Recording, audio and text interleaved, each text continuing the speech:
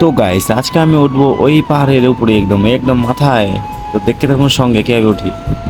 উঠতে অনেক ভয় ভয় লাগছে, কেন কি করবো, তা উঠতে হবে, তা দেখবো উপরে নতুন নতুন বিল্ডিংটা হয়েছে, উপরে উঠতে দেখবো আর কি কী হয়। তো দেখাচ্ছি আমি তোমাদেরকে, মানে যে হাওয়া উপরে কী বলবো, আর হাওয়ায় থাকা যাচ্ছে না, তাই ধরে ধরে উঠতেছি।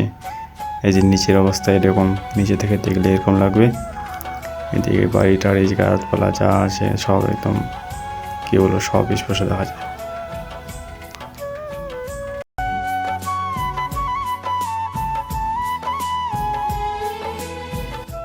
আর হ্যাঁ, একটা কথা বলতে কি, এখান থেকে উঠলে কি আবহাওয়া সুন্দর লাগে আর কি, কী বলবো আর, দেখার মতো জিনিস না। এখানে আশেপাশে গাছপালা অনেকগুলো, এখন দেখা যাচ্ছে চারদিকে তো কত জঙ্গল, মানে নিচ থেকে অত বোঝে না জঙ্গল, কিন্তু উপরে উঠলে দেখা যাচ্ছে কত জঙ্গল, একদম মানে কোন বনে চলে আসলাম নাকি, ওই জঙ্গলের ভিতরে বাড়িটা হয়ে আসে অনেকগুলা।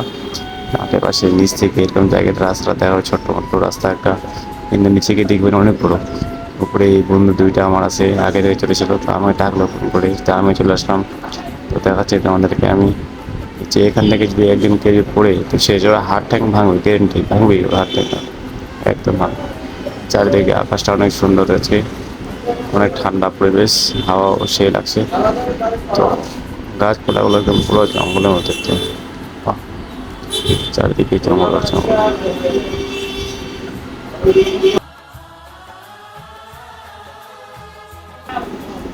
আর হ্যাঁ, তোমরা যে এই রাস্তা আমরা দেখতে পাচ্ছ, লোকজন আমাদের গ্রামে ছোট্ট রথ যাচ্ছে এখন, উল্টা রথ আর কি যাচ্ছে, কত ছোট ছোট লাগছে এবং